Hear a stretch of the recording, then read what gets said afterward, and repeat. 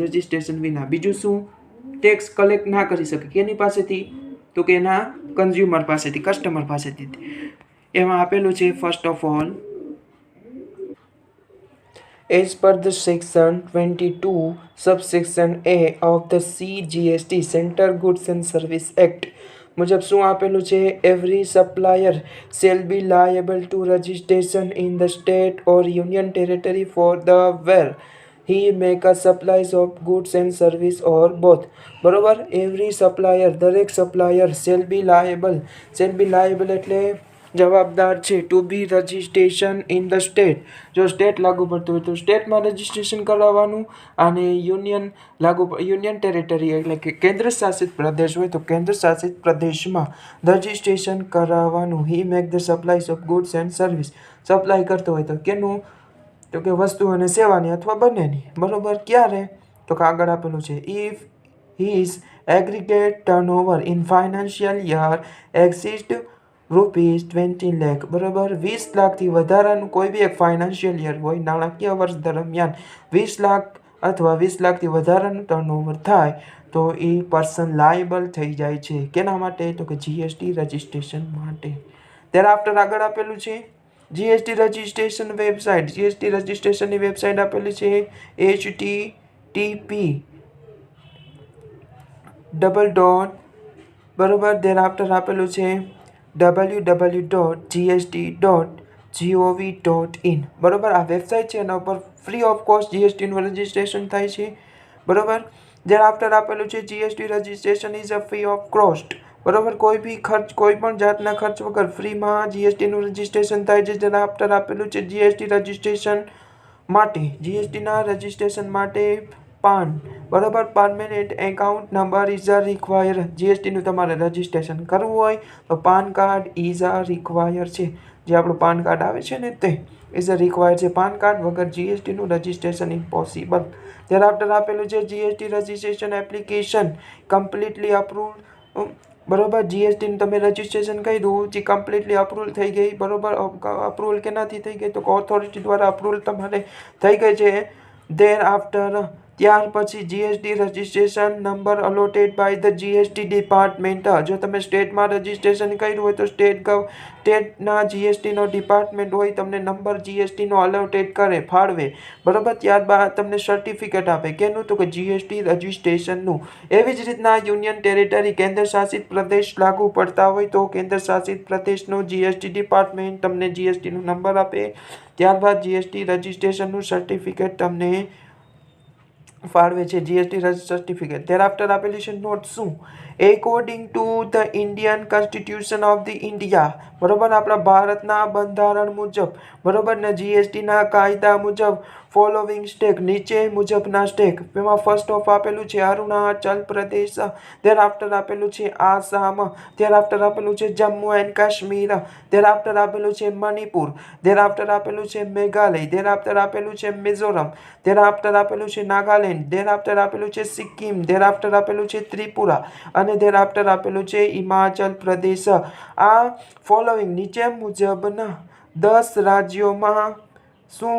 તો કે as above the state. બરોબર. ઉપર મુજબના જે રાજ્ય છે, ગુડ્સ એન્ડ સર્વિસ ટર્નઓવર, વસ્તુ અને સેવાનું જે સપ્લાય થાય છે અથવા ટર્નઓવર થાય છે ફાઇનાન્શિયલ યર દરમિયાન, કેટલું? તો કે 10 લાખથી વધારે હોય, it is a shall be liable to be GST registration. શું? ઉપર મુજબના 10 રાજ્યો. ક્યાં 10 આપણે રાજ્યો છે?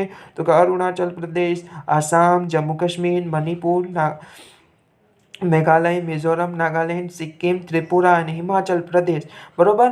આ રાજ્યમાં જો તમારું ફાઇનાન્શિયલ યર દરમિયાન જીએસટી ટર્નઓવર, બિઝનેસનું ટર્નઓવર કેટલું થાય? 10 લાખ અથવા 10 લાખથી વધારે થાય તો તમે લાયેબલ થઈ જાઓ છો. કેના માટે? જીએસટી રજિસ્ટ્રેશન માટે. એ સિવાયના રાજ્યો હોય અથવા યુનિયન ટેરેટરીઝ હોય તો કેટલું તમારું ટર્નઓવર થાય તો જીએસટી માટે લાયેબલ થઈ જાય છો જીએસટી રજિસ્ટ્રેશન માટે? તો કે 20 લાખથી વધારે અથવા 20 લાખ હોય ત્યારે. thereafter આપેલું છે કમ્પલસરી રજિસ્ટ્રેશન, ફરજિયાત નોંધણી. બરોબર. Following circumstances GST registration are compulsory. નીચે મુજબના સંજોગો હોય તો તમારે ફરજિયાત જીએસટીનું રજિસ્ટ્રેશન કરવું પડે છે. ક્યાં? તો કે intra state goods and service supplier. જો તમે એક રાજ્યમાંથી બીજા રાજ્યમાં વસ્તુ અને સેવાનું સપ્લાય કરતા હોય તો તમારે ફરજિયાત જીએસટી રજિસ્ટ્રેશન કરવું પડે. thereafter આ સ્ટેટ છે તો એવી રીતના તમે બીજું બી લખી શકો. શું? Union territory. એક યુનિયન ટેરિટરીમાંથી બીજી યુનિયન ટેરિટરીમાં ગુડ્સ અને સર્વિસનું સપ્લાય કરતા હોય તો તમારે ફરજિયાત compulsory GST registration is a require. thereafter શું આપેલું છે? Reverse charge mechanism person. જો તમારે રિવર્સ ચાર્જ આપણે આગળ ભણી ગયા છીએ. શું? વસ્તુ અને સેવા પ્રાપ્ત કરીએ એટલે આપણે લાયબલ થઈ જાય છે. કેના માટે? કર ચૂકવવા માટે. એને શું કહેવાય? Reverse charge mechanism. GST is indirect tax. બરોબર. જીએસટી આપણે ડાયરેક્ટ નથી ચૂકવતા પણ આપણા વચમાં શું હોય છે? ઇન્ટરમીડિયરી મધ્યસ્થી હોય છે. મધ્યસ્થી આપણો ટેક્સ ગવર્મેન્ટ સુધી અથવા જીએસટી ડિપાર્ટમેન્ટ સુધી પુગાડે છે. Reverse charge mechanism person. Reverse charge mechanism પર્સનમાં ફોર એક્ઝામ્પલ આપણે જોઈ ગયા. શું? તો કે રિટેલર, હોલસેલર અને મેન્યુફેક્ચરિંગનો સમાવેશ થઈ જાય છે રિવર્સ ચાર્જ મિકેનિઝમ પર્સનમાં. thereafter આપેલું છે ઈ કોમર્સ ઓપરેટર. બરોબર. ઈ કોમર્સ, ઈ એટલે ઇલેક્ટ્રોનિક, કોમર્સ એટલે વાણિજ્ય. બરોબર. જે સેવા આપતા હોય એમાં ઓપરેટર હોય એને ફરજિયાત રજિસ્ટ્રેશન કરવું પડે છે. બરોબર. thereafter આપેલું છે નોન રેસિડેન્ટ. બરોબર. પર્સન સપ્લાય બરોબર સપ્લાય કરે વસ્તુ અને સેવાનું is a taxable.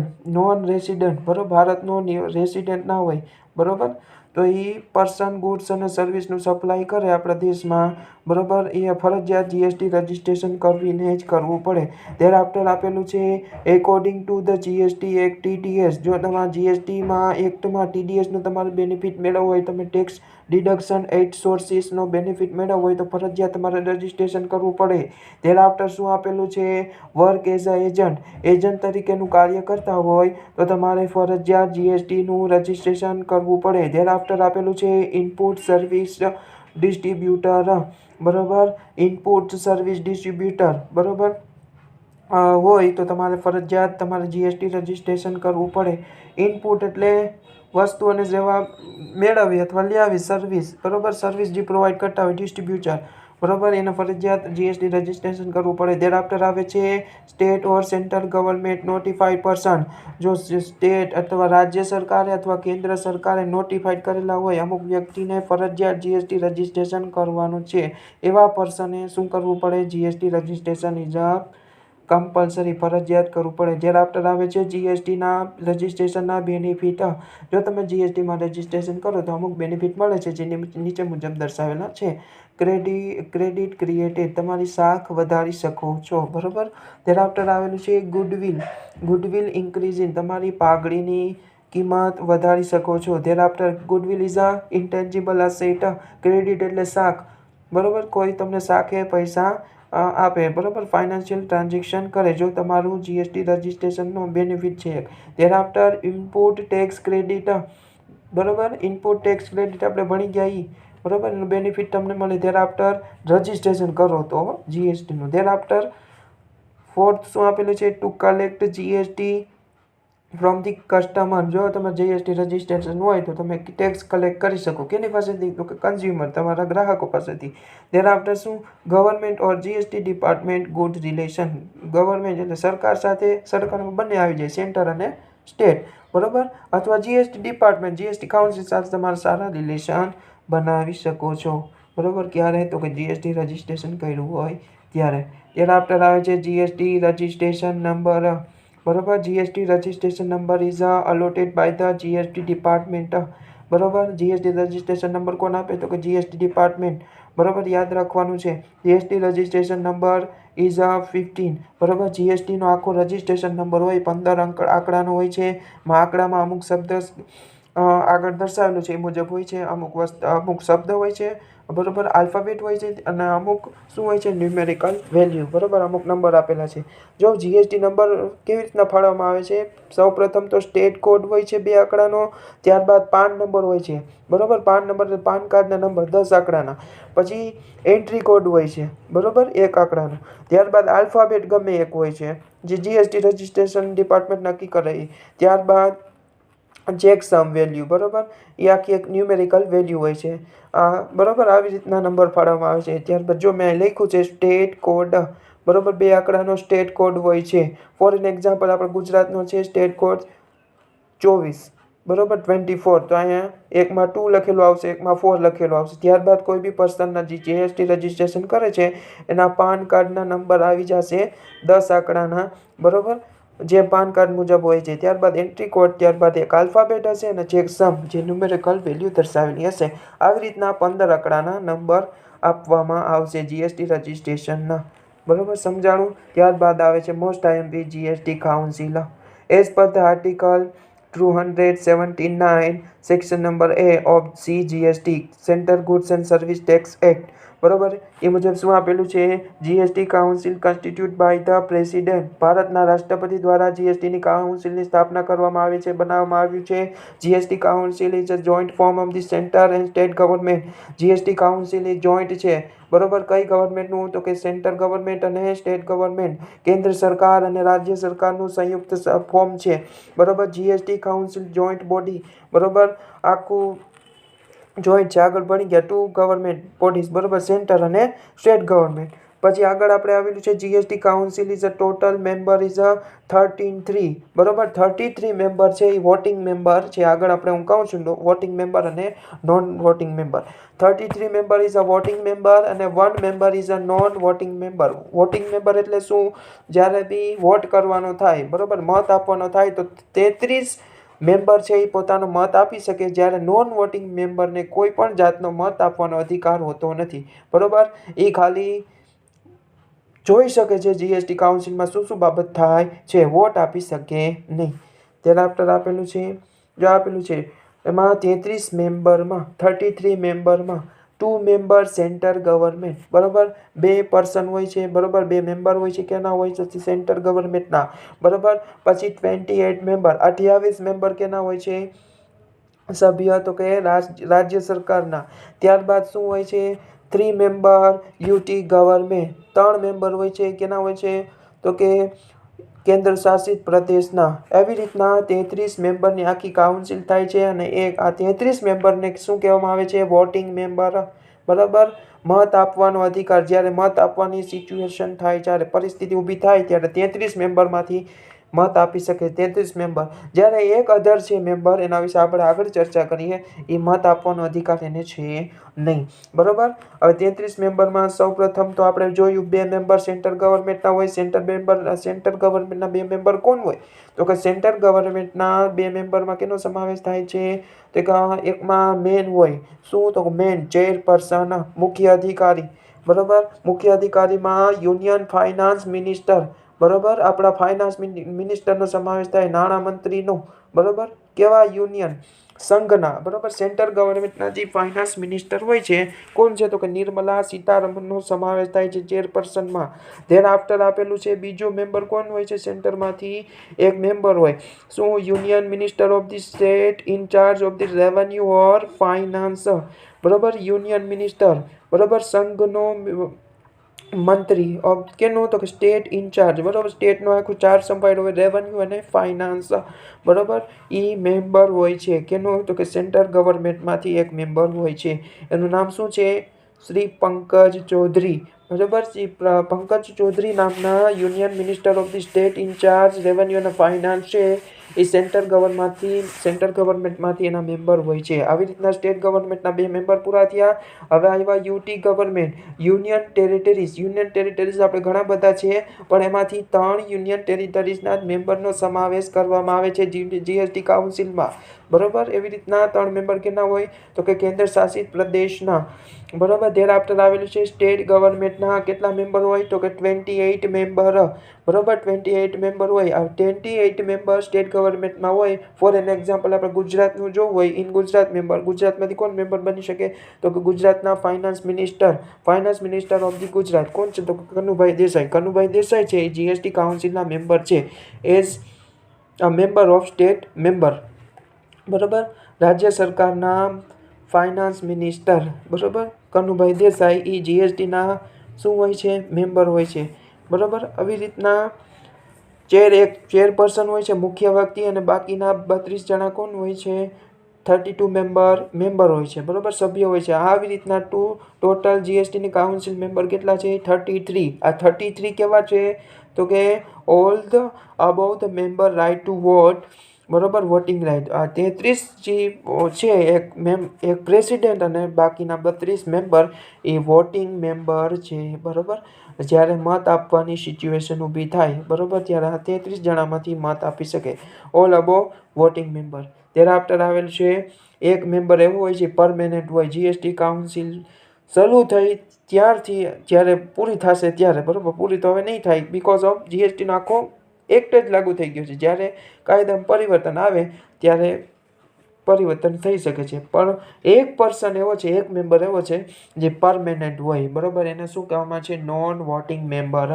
Permanently centre board of the excise and custom બરોબર CBEC ના ચેરપર્સન હોય છે જે મુખ્ય વ્યક્તિ એ નોન વોટિંગ મેમ્બર તરીકે જીએસટી કાઉન્સિલમાં એનો સમાવેશ કરવામાં આવે છે. યાદ રાખવાનું છે જીએસટી કાઉન્સિલમાં શું શું હોય છે.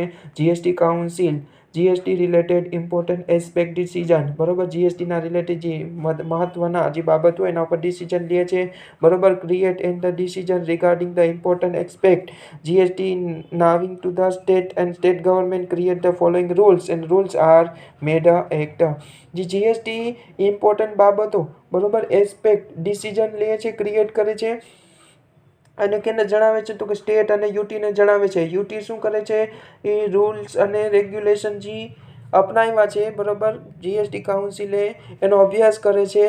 State government create the following rules અને નિયમ બનાવે છે એ મુજબ અને નિયમોનું કેમાં રૂપાંતર કરી નાખે છે કાયદામાં રૂપાંતર કરી નાખે છે બરોબર. એટલે કોઈ બી જીએસટી રિલેટેડ બાબત હોય એમાં જીએસટી કાઉન્સિલ બધું જ નક્કી કરે છે બરોબર.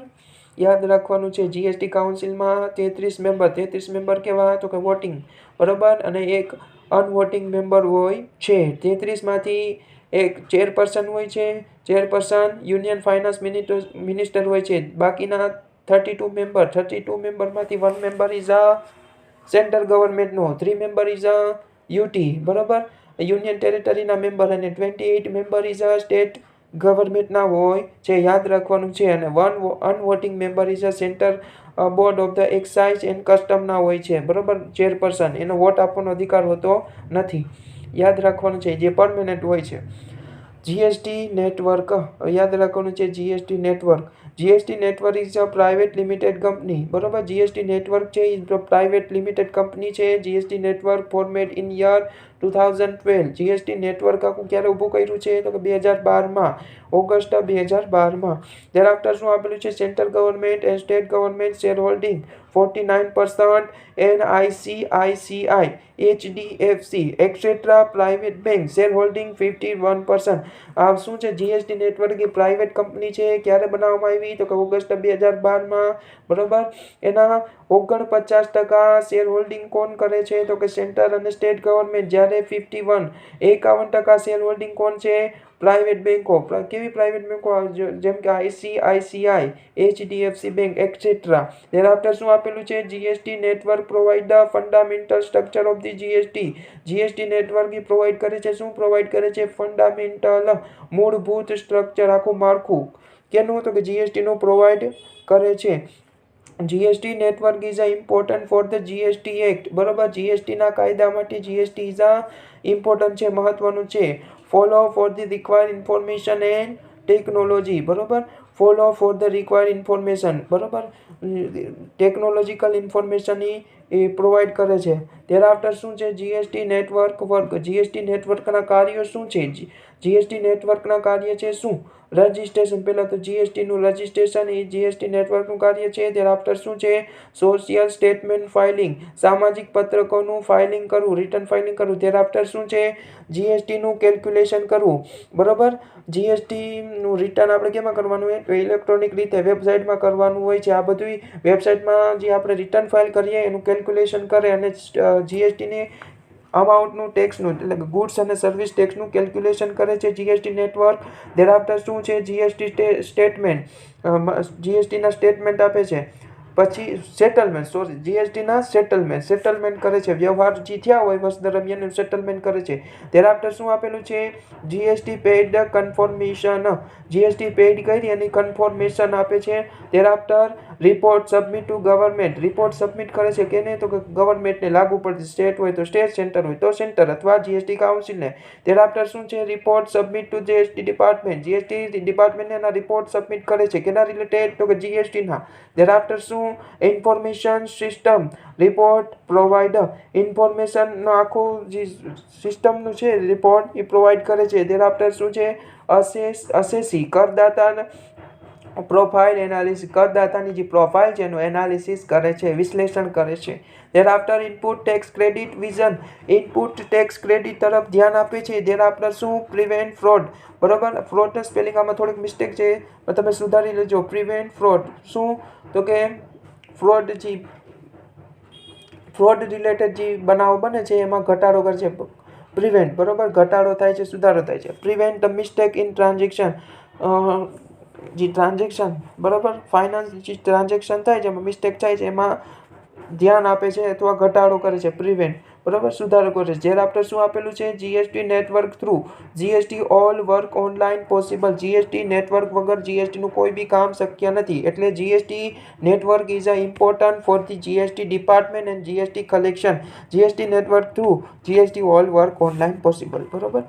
ઓનલાઈન વર્ક પોસિબલ છે કેના દ્વારા? જીએસટી નેટવર્ક દ્વારા. GST network is a life as well as body blood of the GST department. GST network is a life, બરોબર, જીવન છે, અને બોડી બ્લડ, બરોબર, શરીરનું લોહી છે, બરોબર, કેના માટે? કોઈ જીએસટી ડિપાર્ટમેન્ટ માટે. ત્યારબાદ આવ્યું છે છેલ્લું અને લાસ્ટ, જીએસટી સુવિધા પ્રોવાઈડર. જીએસટી સુવિધા provider also known as GSP, GST સુવિધા પ્રોવાઈડર, બરોબર. જીએસટી રિલેટેડ તમને સર્વિસ પ્રોવાઈડ કરે એને શું કહેવામાં આવે છે? જીએસટી સુવિધા પ્રોવાઈડર્સ. જીએસટી સુવિધા provider is a important for the assessee, કરદાતા માટે મહત્વના છે. In 34 companies have been given the permission to act as the GST સુવિધા પ્રોવાઈડર. 34 કંપની એવી છે, બરોબર, given the permission to the act, બરોબર, કાયદા દ્વારા એને પરમિશન આપવામાં આવી છે કે નહીં? તો કે GST goods and service tax સુવિધા પ્રોવાઈડ કરવાની, બરોબર.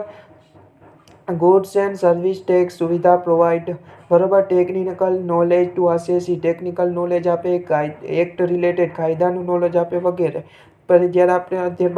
ત્યારબાદ આપેલું છે જીએસટી સુવિધા પ્રોવાઈડર, બરોબર, provide the GST act related knowledge to assessee, બરોબર. પેલું શું? ટેકનિકલ નોલેજ આપે, પછી કાયદા રિલેટેડ તમને નોલેજ આપે. thereafter શું આવે છે? GSP through all the work related to GST easily possible. GST service, તમને કોઈ બી જીએસટીની અઘરી બાબત પડતી હોય તો તમે જીએસટી સુવિધા પ્રોવાઈડરનો સંપર્ક કરી શકો છો. તે તમને બધી ટેકનિકલ નોન ટેકનિકલ ઇન્ફોર્મેશન આપશે, તમને બધી સેવા આપશે. એટલે કહી શકીએ આપણે ઇઝીલી પોસિબલ જીએસટીના વર્ક, બરોબર. GST related all the work easily possible. ત્યારબાદ જીએસટી સુવિધા પ્રોવાઈડર, બરોબર, provide all the function of GST, બરોબર. જીએસટીના બધા જ ફંક્શન કાર્યો કરી આપે છે. એનું વર્ક શું હોય છે? તો કે વર્ક, પેલું રજિસ્ટ્રેશનનું વર્ક કરી દેશે તમને. ત્યારબાદ ચલાન જનરેશન, જે ચલાન જનરેશન આવે છે એ જનરેટ કરી દેશે. ત્યારબાદ ઇનવોઇસ અપલોડિંગ, જે તમને ઇનવોઇસ હોય છે, બિલ, બરોબર, એ અપલોડ કરી દેશે. રિટર્ન ફાઇલિંગ, તમારે જીએસટીનું રિટર્ન ફાઇલિંગ કરી દેશે. અને એકાઉન્ટિંગ રિલેટેડ જે તમને બાબત હોય એકાઉન્ટિંગ રિલેટેડનું કાર્ય પણ કરી દેશે. આ હતું આપણું જીએસટીનું chapter for the SY BCom semester 4, ભક્ત કવિ Narsinh Mehta University unit number 4, બરોબર. 15 માર્કનું ચેપ્ટર છે. આ પ્રમાણે આખું સાર સ્વરૂપે તમને ચેપ્ટર સમજાવી દીધેલું છે. વિડીયો તમને જો સારો લાગ્યો હોય તો લાઈક કરો, શેર કરો અને સબસ્ક્રાઈબ કરશો. અને તમારા ફ્રેન્ડ સર્કલ હોય તેમાં શેર કરવા વિનંતી.